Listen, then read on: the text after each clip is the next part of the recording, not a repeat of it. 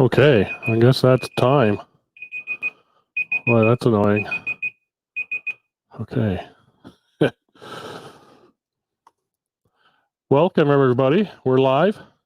Thanks very much for joining. We are, let me just double check to make sure my sound is coming through. Yeah, sounds like it is. Good. Okay, so we're on live on Facebook and YouTube. So both places should get the same stream, maybe slightly delayed, one or the other. So if you have any comments, just please type them in the chat area of whatever application you're using. So that'd be good. That's my wife says hi, Todd. So she's watching from the other room. And yes, she can hear me, so that's good. So 2:30 Friday afternoon in Central Time in Texas here. So I'm coming from Texas, just north of Dallas, and doing a weekly. Going to try and start doing a weekly live stream at this time. So, oh, we got a few other people joining. Thank you. Oh, Robert Elliott, saw him last night. Steve, good to see you on there. And I saw Steve last night, and Cindy is on. Oh, that's very nice. Nice to have all these folks here. I appreciate you joining in. So here's a little story, and why I chose 2:30. Let me get this. It's kind of weird having this picture and my picture and Mike behind me. So, years ago, and Shelley will love this because this is how we kind of met. We met at work, a company called Rosemount Instruments.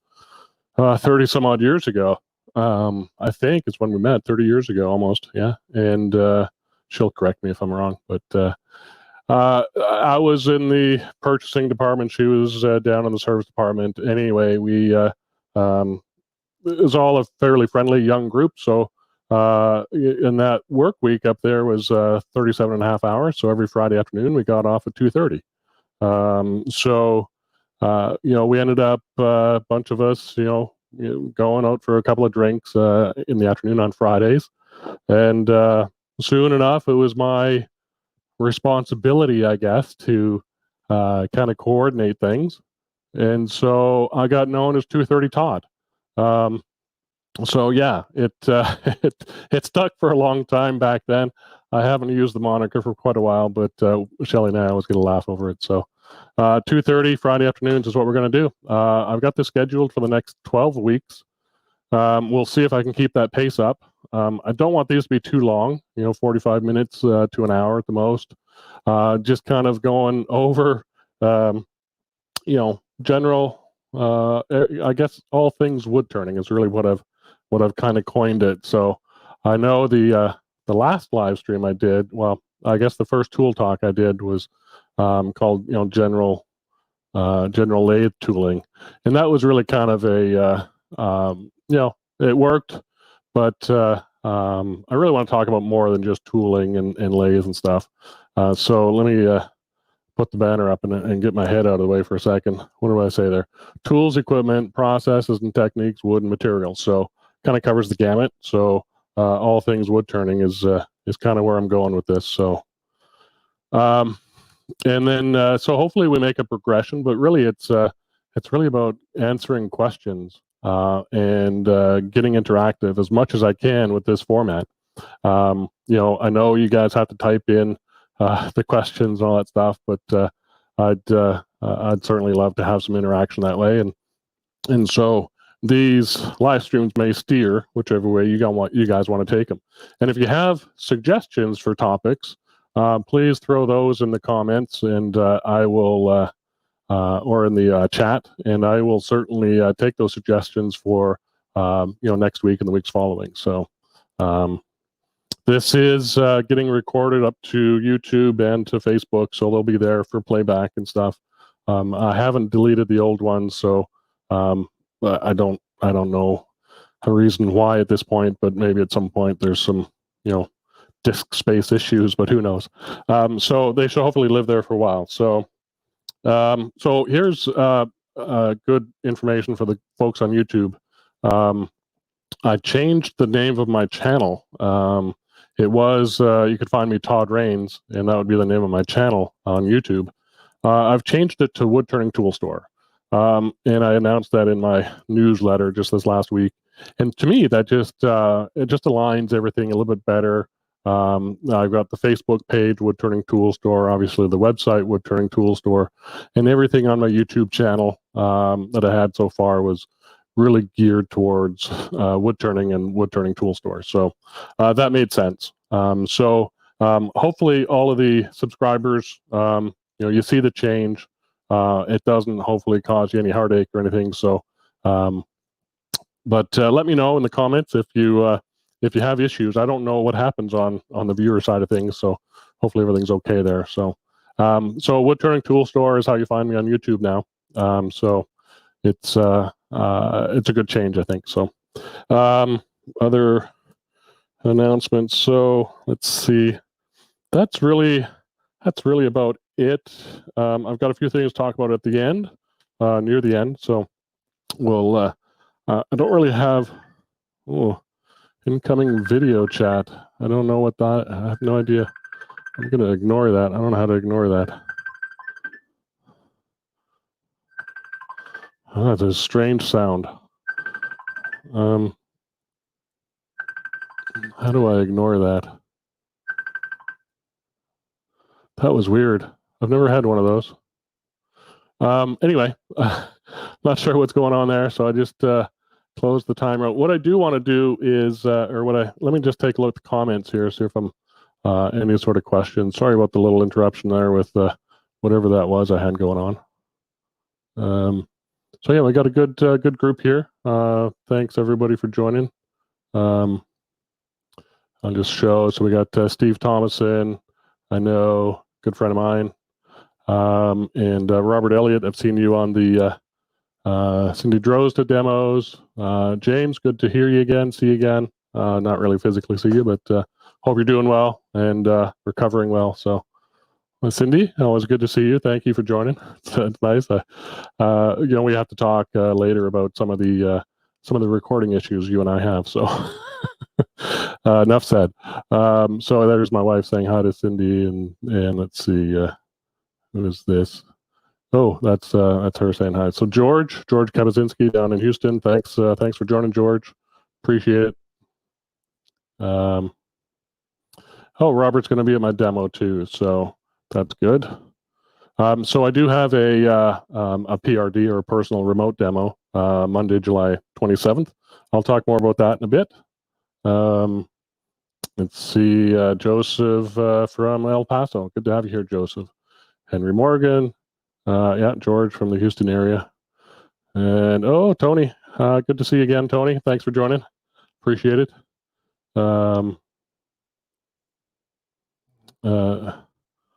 Okay, let's see, James. So I'm hearing Woodturning Tool Store. Not sure what you, as I reference to the YouTube channel change. Hopefully it's working out okay. So, thanks for joining, James.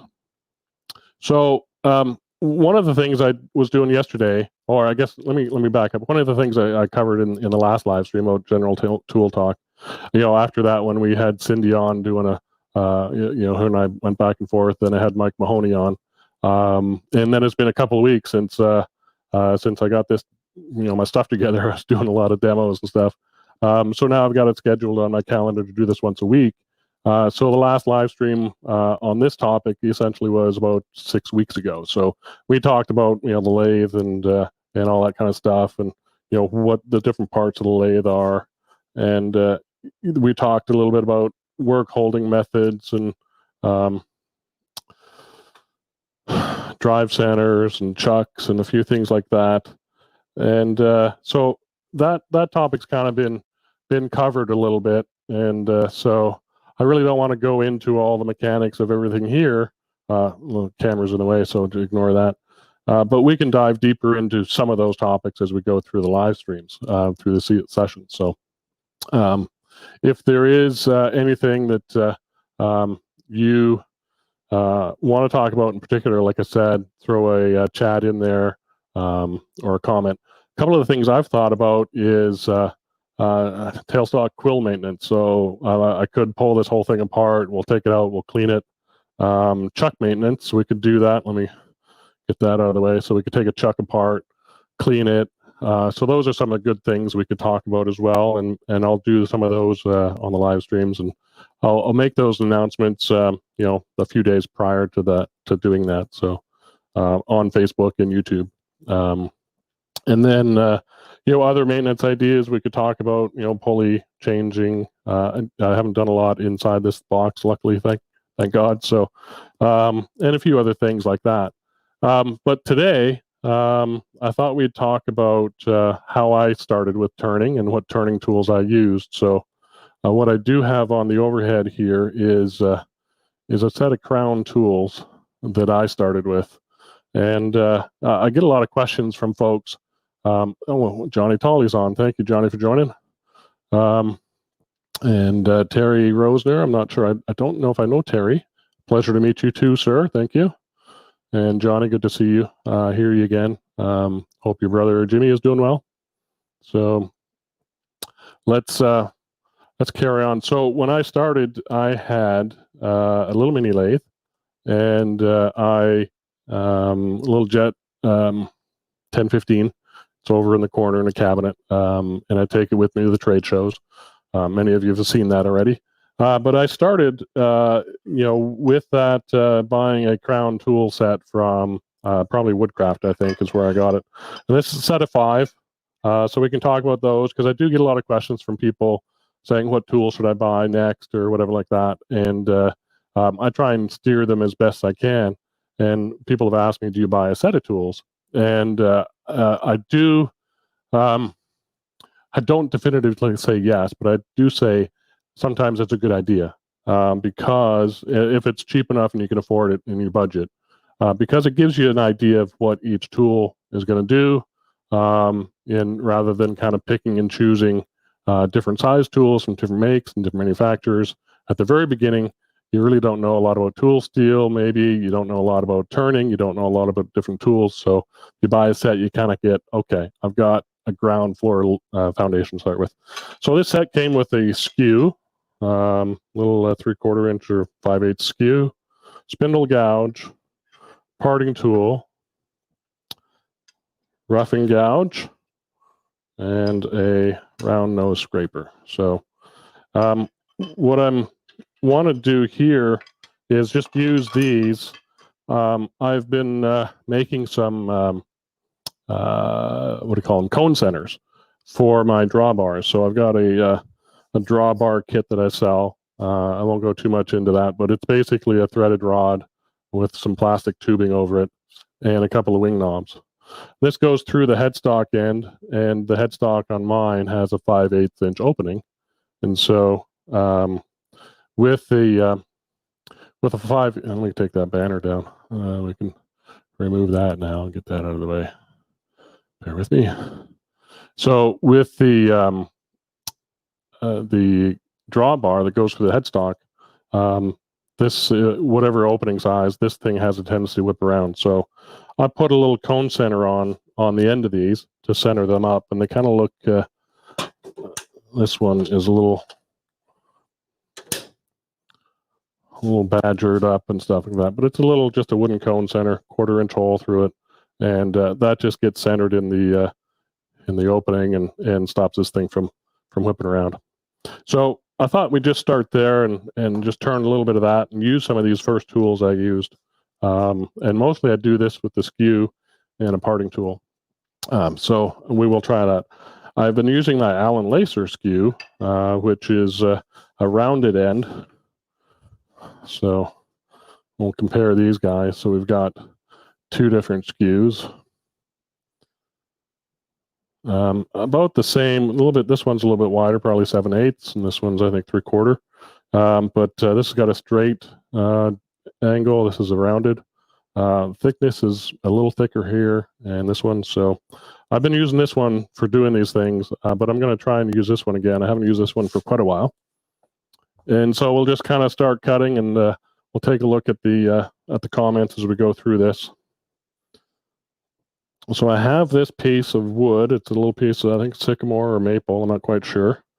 Just in a 4-jaw chuck. Let me just back over this way. Just using pin jaws. These are actually spigot jaws. Or I always get those confused, and that's something I have to look at and figure out. Why they call them spigot jaws versus pin jaws.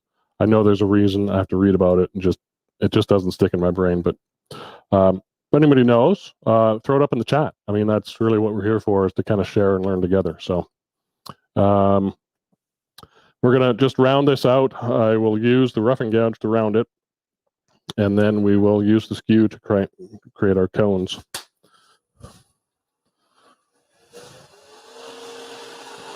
Let me move that out of the way a little bit.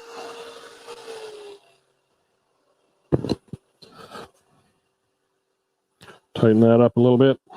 And I'm using this cone center. Normally I wouldn't use a cone center on the end, but I am going to be drilling a hole here pretty quick. So we will leave it there.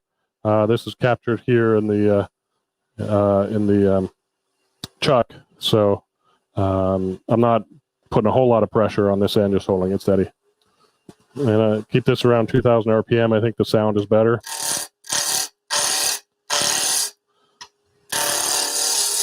So roughing gouge on a spindle, for everybody that knows, but mostly for the people that don't know or are new, spindle-oriented work, the grain is running this way along the wood, and so we can use a spindle roughing gouge. This is small enough work. Sometimes big spindles, it's really not a good idea to use this tool. We'll talk more about that and stuff, and we can share with each other our experiences. So tool on the tool rest, hit the bevel, raise the handle, and away you go. And let me see if I can, my other camera's in the way, and move that out of the way. So tool on the tool rest, hear that bevel rubbing, raise the handle, see the chips fly. On spindle work, we go from the large diameter to small diameter, so we're always cutting sort of downhill, if you will. And that will be enough for what we're going to do here today.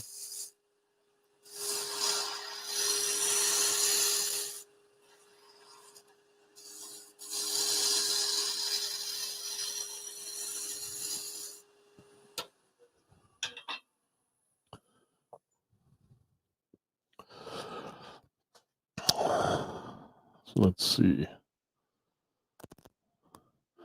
James is asking, are those jaws only attached with one screw?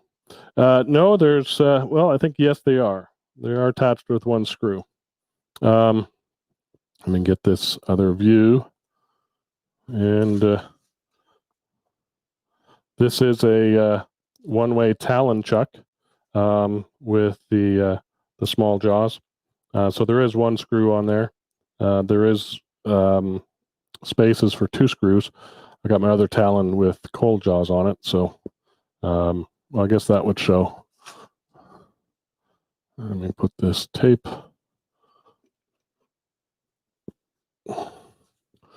So the cold jaws, 2 screws. So these plates have ability to hold 2 screws.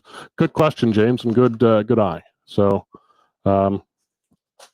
they're not quite as for one thing, your stock has to be fairly square if you're going to hold it just this way without a true round tenon. If it's not square, then you get a lot of movement. So my stock prep hopefully is fairly good. I've got fairly square stock. But yeah, these don't necessarily hold the best all the way out here, but I've got it gripped all the way along the whole shaft. So I think oops, let me change that. The reason for the single screw is obviously we can't get another screw down in there, so that would be where the other hole is, right about there. So we got this rounded. Now we're going to take off and start. Where'd my skew go? Oh, let me take that. I wonder if I should move my head to the other side. There we go.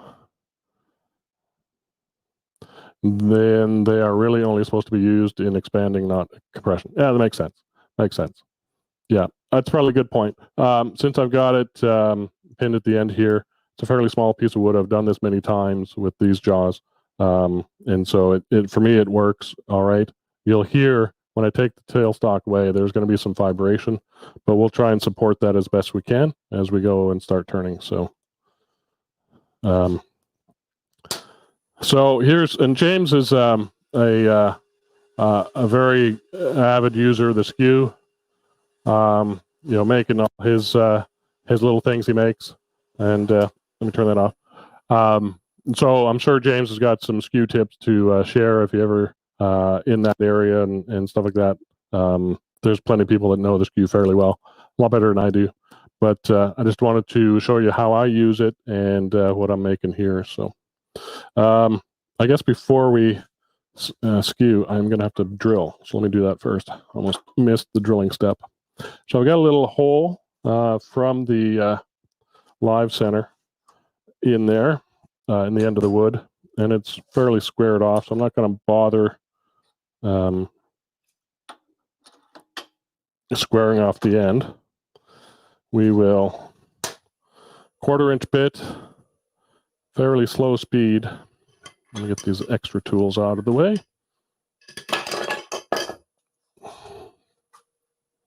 And got this tailstock out quite a ways.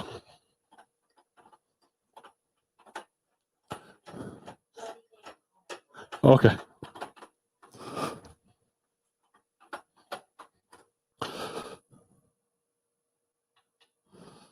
There we go. And Johnny Tolley was asking or saying the Talon chuck with the #1 jaw may be used in expansion and compression mode. Yeah, and that's true. I think that's mostly true for the smaller, lower profile jaws.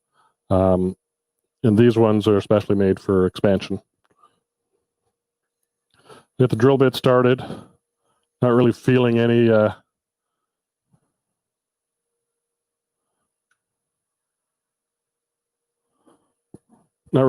vibration, so I know I should be fairly centered. Let's give it a bit more speed. Got the hole started. With such a small hole, I can use the tailstock pressure and push the tailstock in rather than winding. When I'm extracted all the way out, I kind of go slow and make sure I hit that hole and use the tailstock. Push in, clear the chips.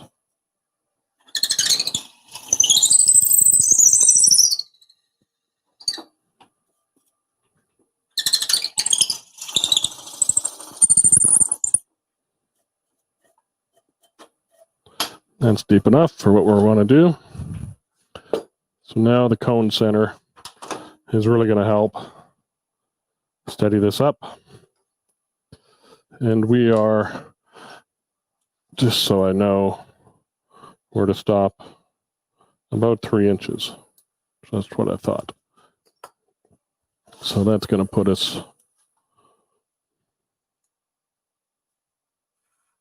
about that deep. So I can make usually about 3 or 4 at a time, and then we'll have to re-drill. So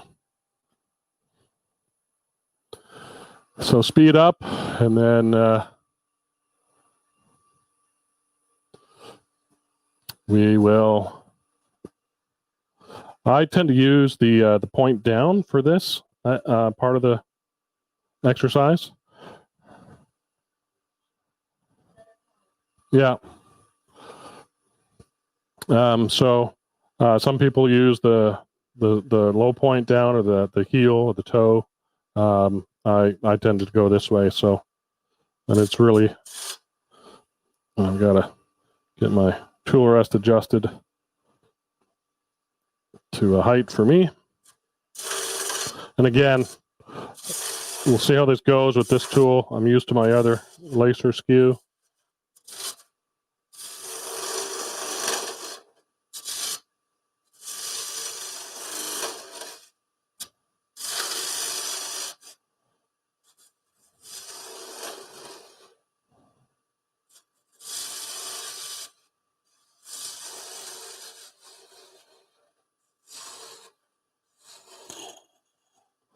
There, we got the tailstock loose. You can hear the vibration now.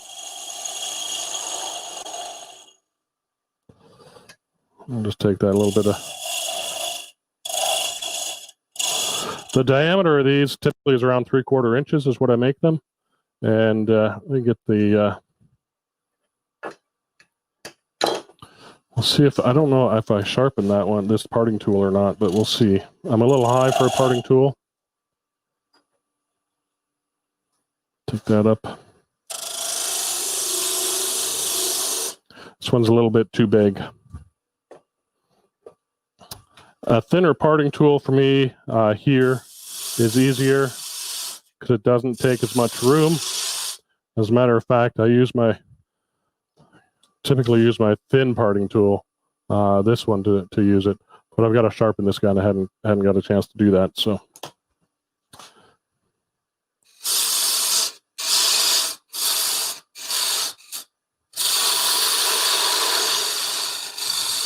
So that'll be where we part it off, and we'll maybe take this down just a bit more.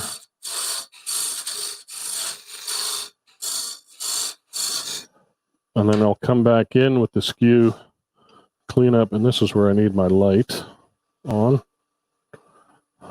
That's going to blow you out a little bit. I'll try not to do that. And go a little tighter on this.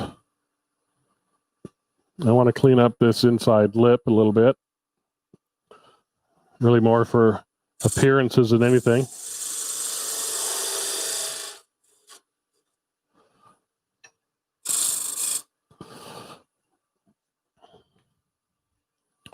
A little bit of sandpaper.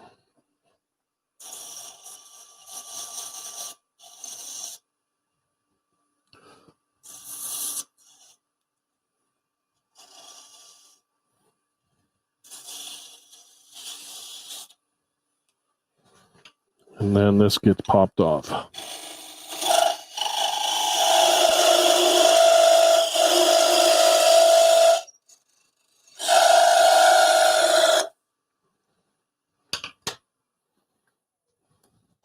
So we got our first one. We always get this trail of destruction out at the end here. Usually just take my skew and trim those off without getting my finger cut.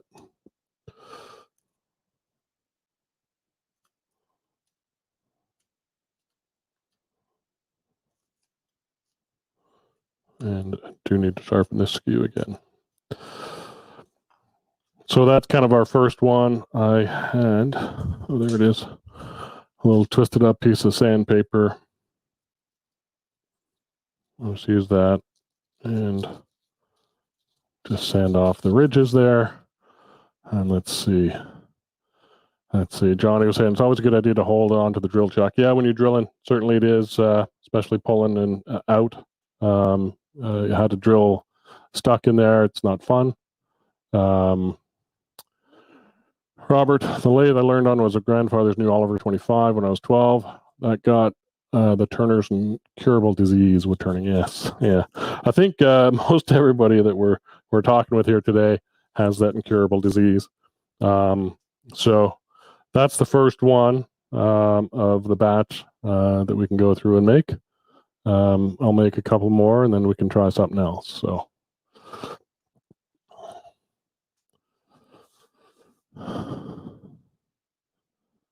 Let's see. Shelly was saying, "Hi, Ron. Thanks for joining." Is that Ron Howe? I don't see him on. So is he not made a comment yet, Ron? So here we go. Ron and I were talking just before the live stream, so we've got he's got some ideas for some other projects. So he's a good friend from the club. I'll turn this one. I'm going to try and turn this one without the tailstock. We'll see the difference in the sound, and we'll go from there.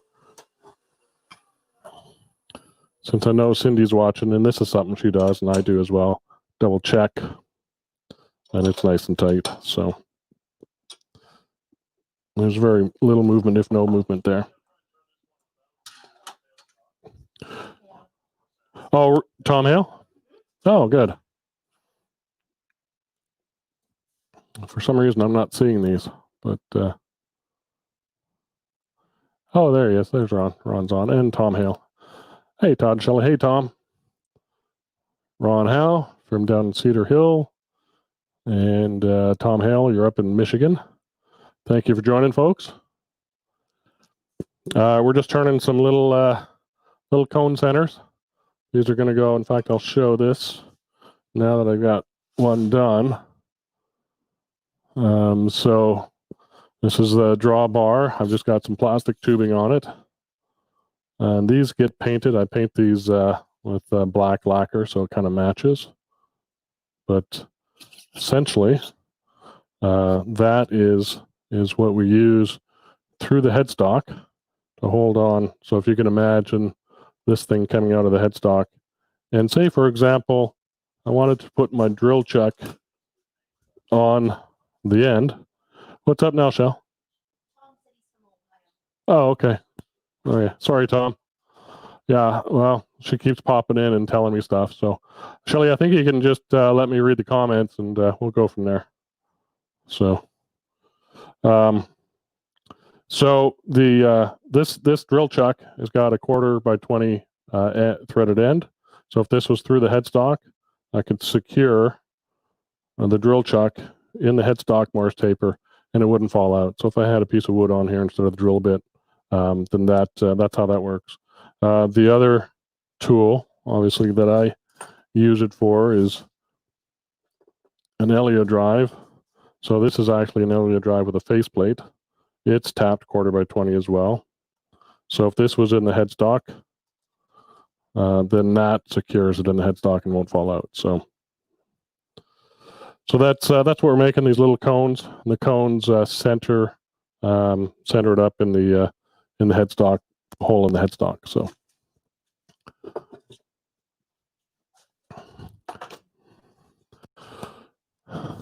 So let's do another one. So one more here, and we'll see how it goes. And we'll do this one without the tailstock support, and we'll see the sound difference. And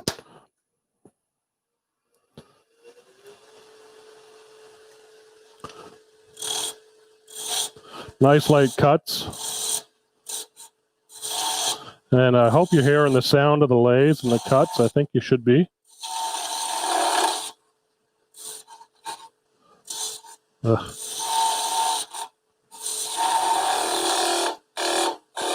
Not too much at once.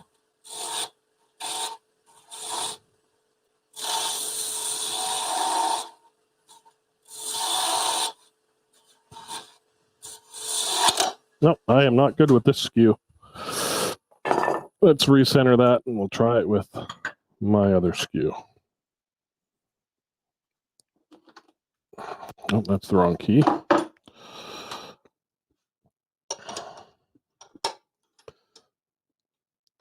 Okay, let's bring this guy up. We'll get that centered.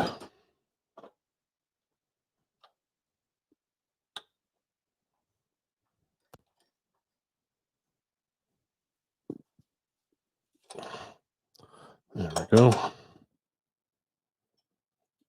Okay. Oops.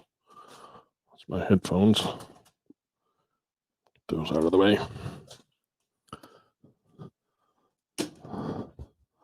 Okay, let's clean this mess up.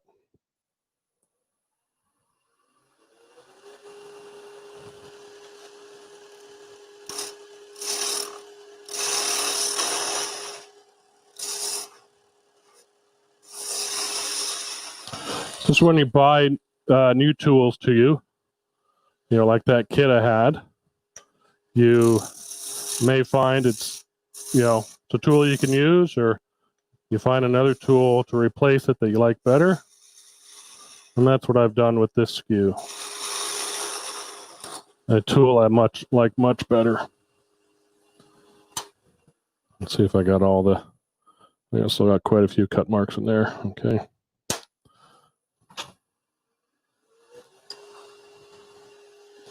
We'll make this one a little skinnier.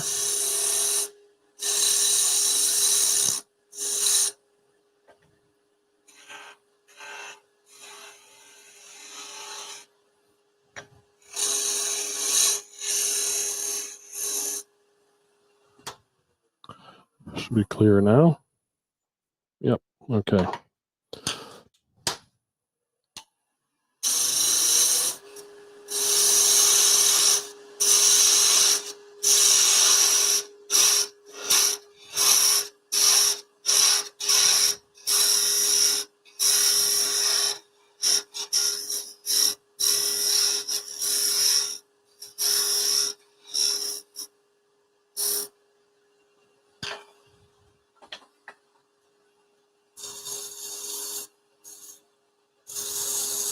I didn't skew off the back end here.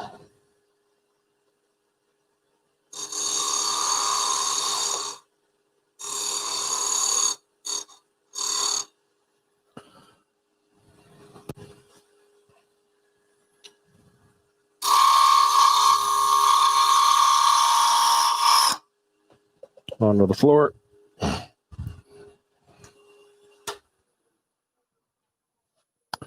And another one done. That one's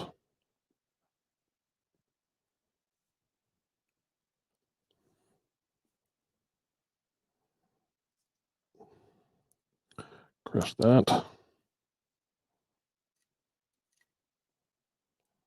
And there we go.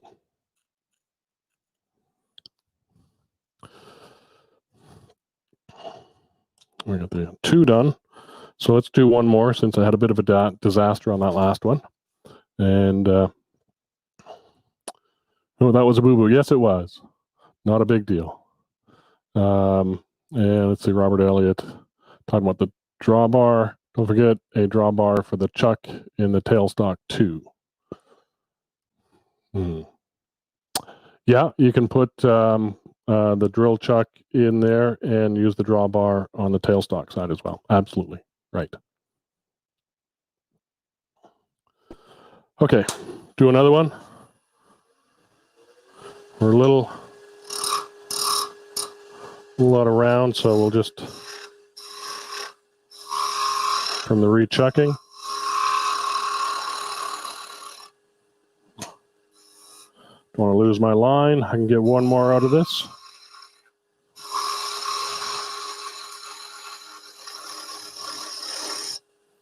Okay.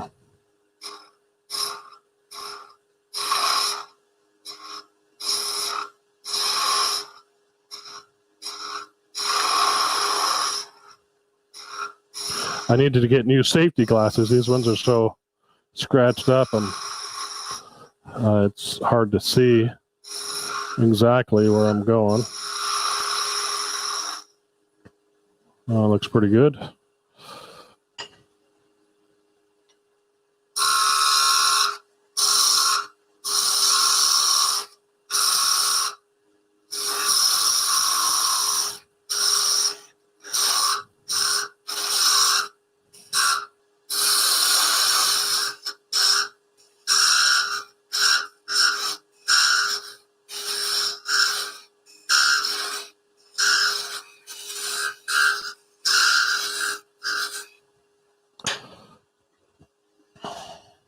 This is the only production turning I've ever done, if you call it that, but it's good practice to kind of get consistent at the same thing over and over again. And I'm just using, I think, 180 here, just enough to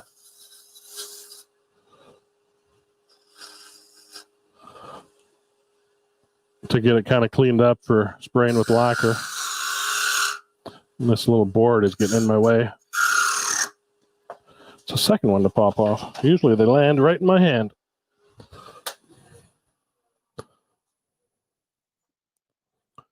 And just cross that down. Break that off. A little bit of trimming.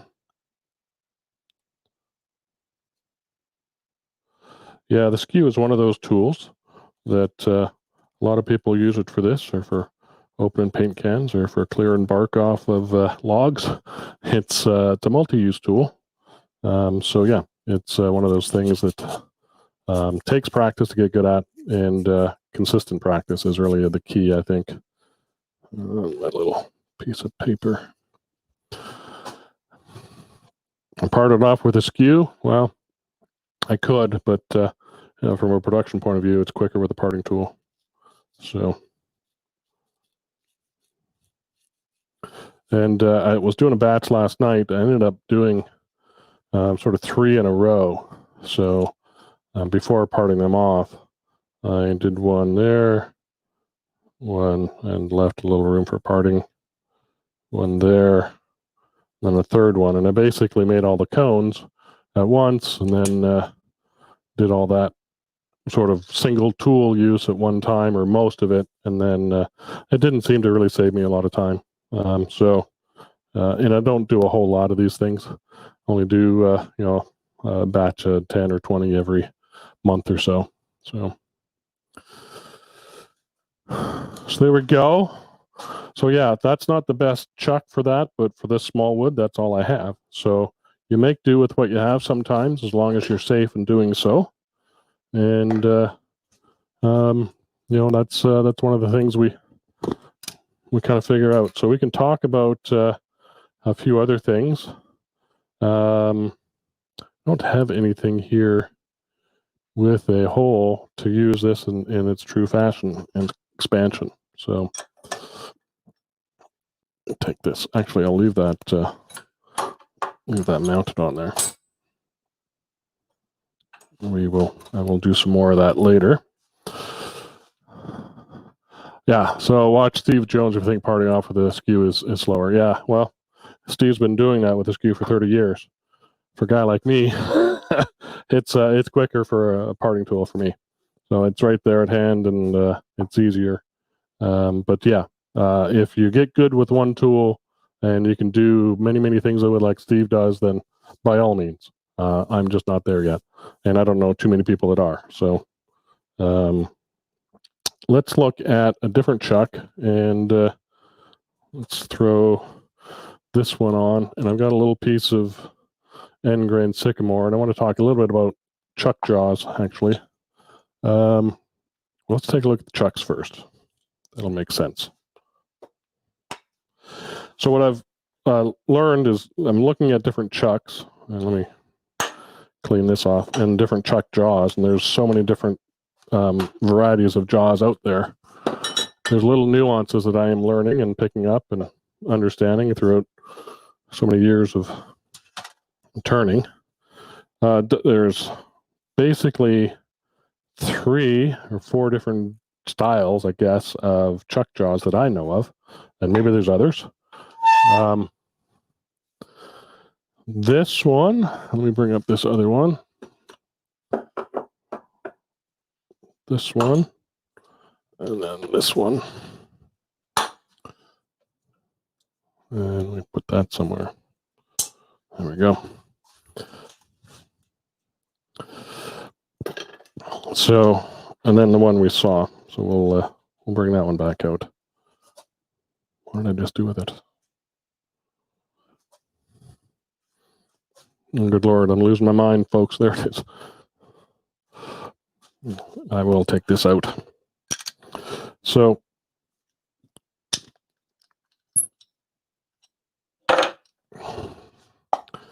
here we've got a variety of chucks on the lathe bed. And let me turn that off, widen this out, and we'll take a look at those for a quick discussion. And yeah, so yeah, I'm with you. So here's, and if anybody hasn't seen Steve Jones' work, take a look at Facebook, YouTube. Not really YouTube, done the YouTube, but fantastic skew production turner out of the UK. Yeah, I love my skew. I'm good at what I can do with it. I'm not good at it to be a full-time turner or use it full-time. So, but I'm getting better and better. First 16 years of turning, I didn't use it. Last 4 years, I have. So, Lionel, good to have you here. Thank you. My wife is saying hi, so appreciate you joining. Oops, let me hit that again. So what I'm showing here are, I got 4 different chucks. I've got a one-way, oh geez, what's the big one called? The Talon, and then the Somebody help me out. Somebody will chime in. And then here's the smaller talon. So on the big one here, I've got the profile jaws. So these jaws have a profile that's straight up and down, but it's got serrations, and then they call them profile jaws. That's the wrong key for that one. That's one thing I'm not too thrilled about with the one ways is the different size keys, and I'm not a fan of those kind of keys. It's hard to see, but if we look down in there, you can see that profile in that jaw. It's kind of straight up. It's got a little dovetail here. And it's got a little bird's beak on the outside. This little dimple. And let me get my whiteboard again. It's got this little dimple on the outside. The inside have serrations, and they're straight up and down. But the profile on them allows gripping when the jaw is used in a more expanded mode than its natural position. And by natural position, let's see if that's going to stay there. So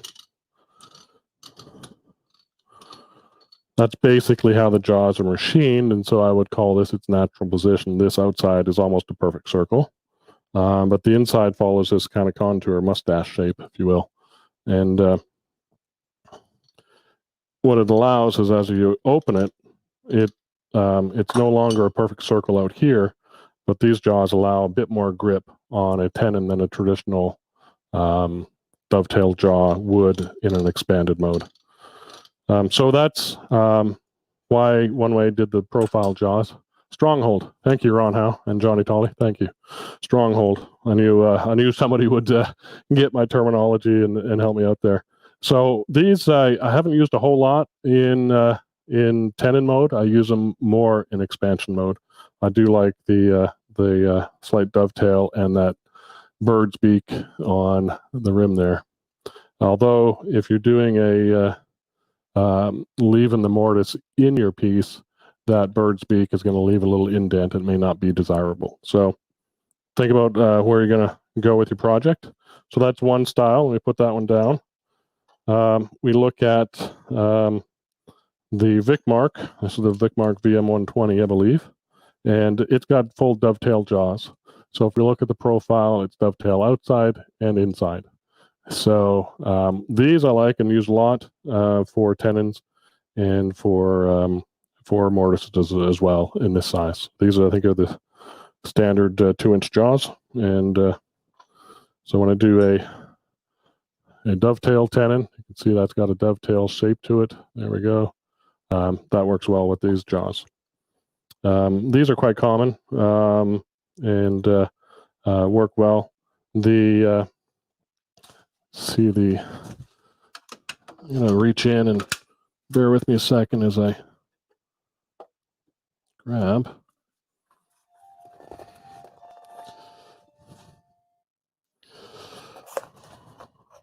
Oh, those are profile. I've got some. Those are profiled. I thought I had. Oh, there they are.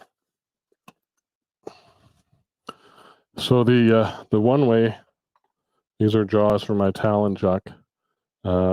This little guy. I've got these spigot jaws on. But the One Way jaws, they do have a dovetail both inside and out on their dovetail. Oh, come on, focus. There we go. So that's a dovetail as well. So they do have that option. And or the profile jaws. So that's the One Way option. And then of course spigot jaws and other jaw sets as well. So we got profile jaws, we've got dovetail jaws, and then we've got, this is a Nova, gosh, I want to say G3, but I'm not quite sure. This one has, let me open this one up a little bit more. We talked a little bit about chucks at the in the last live stream, but I've since been looking at the details here. So this one is kind of opposite of what we saw on the One Way profile jaws, in that the bird's beak on this jaw is actually on the inside.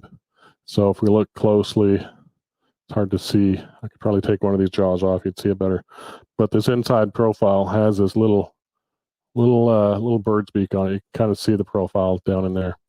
But the outside is smooth. So if you're gripping a tenon, tenons typically come off of your turning. Then this works well. But for a mortise, it doesn't leave a mark. So that's kind of nice. Different kind of style of jaws. So I think each manufacturer kind of has their own sort of take on it. So it's something to be aware of if you're looking for a chuck. And so if we close that down to its sort of minimum diameter, we get a nice positive circle around that. And our club had a demo last night with Phil Irons, and he was talking about jaws, and on his at the end of the demo, talking about some of the things he learns about his jaws. And he makes tenons or that are very, very shallow, 1/16 of an inch, and grips them with dovetail jaws. I don't think he uses these with the bird's beak on the inside, but he'll use smooth inside dovetail jaws like this Vic Mark down here. In fact, I think he uses Vic Mark chucks. Anyway, little lesson in chuck jaws. And so let's see. I'm going to go back to the, let's see, stronghold.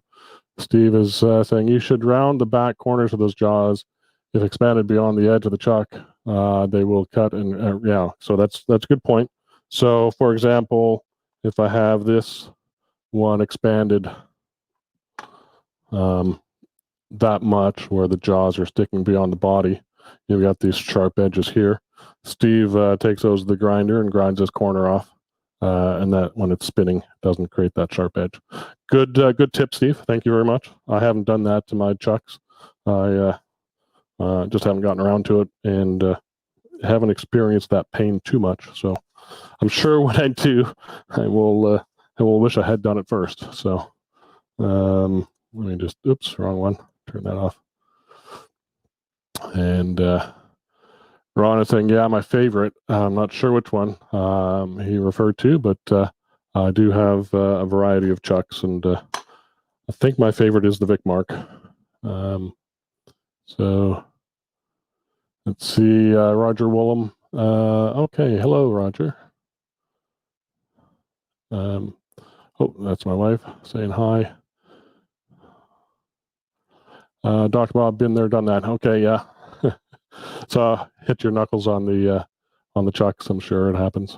Yeah, Vic Mark, Ron says, yeah, mine too. So there we go. Is there?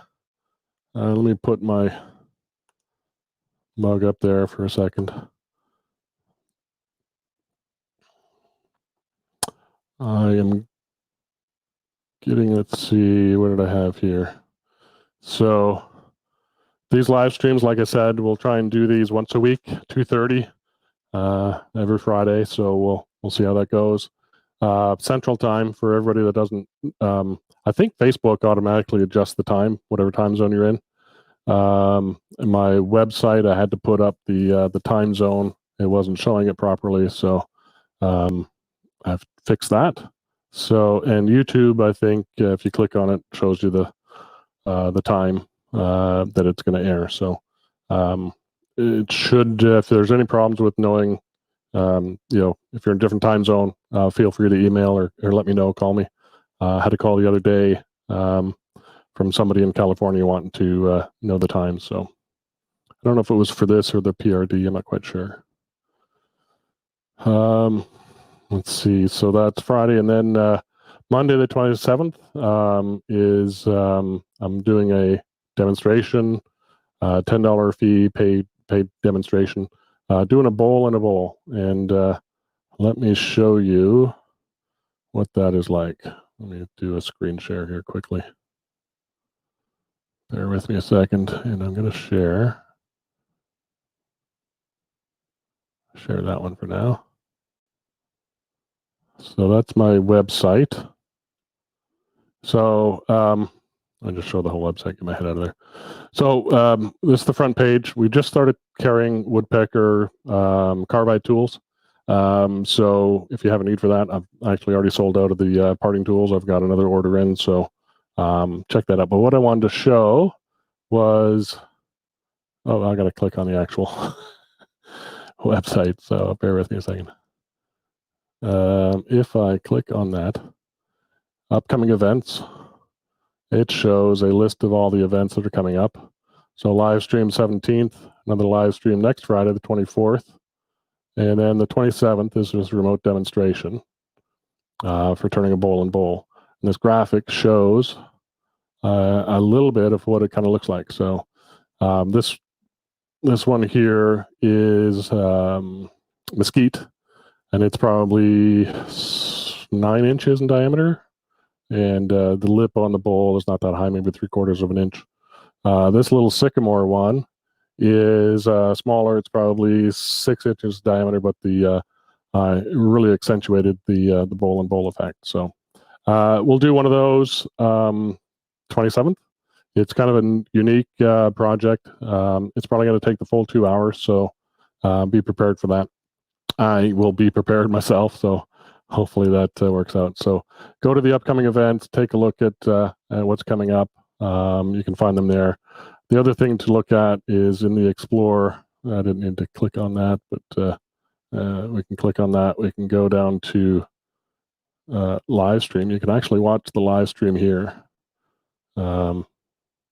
And click on it. You can watch it here. So it comes up with the chat and everything here. So if you're on the website at 2:30, you can watch it there. And you can see all of the videos I have in the tips and tricks. So here's something about dovetail fitting and dovetail cutting and sharpening my teardrop cutter, a few other things like that. So all my YouTube videos are all up here as well. Oops, you can see the project videos in this area as well. So that's the latest one I pulled up. So if you do attend the PRD, then did I get myself? Oh, I see. I put my. Let me do this. Oops. I'm using my mouse with my left hand, so it's a little different. If you do attend the PRD, you can watch it on, or can get access to it afterwards on the website. So I got to click the right. So personal remote demonstrations, and you'll see the next one coming up here. And down here, you've got access. When you sign into your account, you can see the replay. So if you pay for it and you sign into the account, you'll be able to watch the replay anytime. So it took me a couple days after the event to get them posted. So, but let me see if there are any other questions. A couple more comments here. Bob says, see you Monday. Thank you, Bob. I'll certainly be there. Johnny, what are you saying? Have you tried the new Crow Pro cartridge from Mike Hunter for one-way coring knives? They're really sweet to use. No, I haven't. I don't have a coring system. So I did see something on the web or news, or I don't know, a post maybe it was on Facebook or something. Somebody showing that little, I guess, carbide tip that goes into the coring system. So have not used or seen that in person. So let's see, Andy. If I can't watch it live, can I purchase access to the recording after the event? No, not after the event, unfortunately, Andy. You purchase a ticket prior to the event. Tickets will be on sale up until 4 o'clock that day. I have the setting, so I stop the sales 2 hours before the event, because otherwise I'm scrambling. Gotta print out all the attendees and all that stuff. So so buy the ticket before if you want to, and then watch it, replay it anytime, Andy. I probably will be doing this demo again in the future, but maybe a month, 2 months out. So I just haven't planned that far ahead. So Tom, thanks for coming. Appreciate it. Take care. Sorry about the Michigan thing. I don't know if you Ohioans take umbrage to that. So thanks for coming. Johnny, thanks, Todd. Got to run. Yeah, and so folks, I think that's a good time to end. I want to keep these at an hour, so hours up. So like I said, if you got any any sort of topic ideas for next week, let me know. I've got, like I said, a couple maintenance ones on tailstocks, on chucks, a few things like that. So we can certainly look to those kind of things. So that's it. We'll see you next week, 24th, for Friday at 2:30 Todd, and then we'll see some of you Monday for the PRD. Thanks again, folks. Y'all take care and have a great day and a great weekend, and all the best. And for those that have birthdays, Joan Saul and Linda Ferber, happy birthday, and we'll take care. Bye-bye.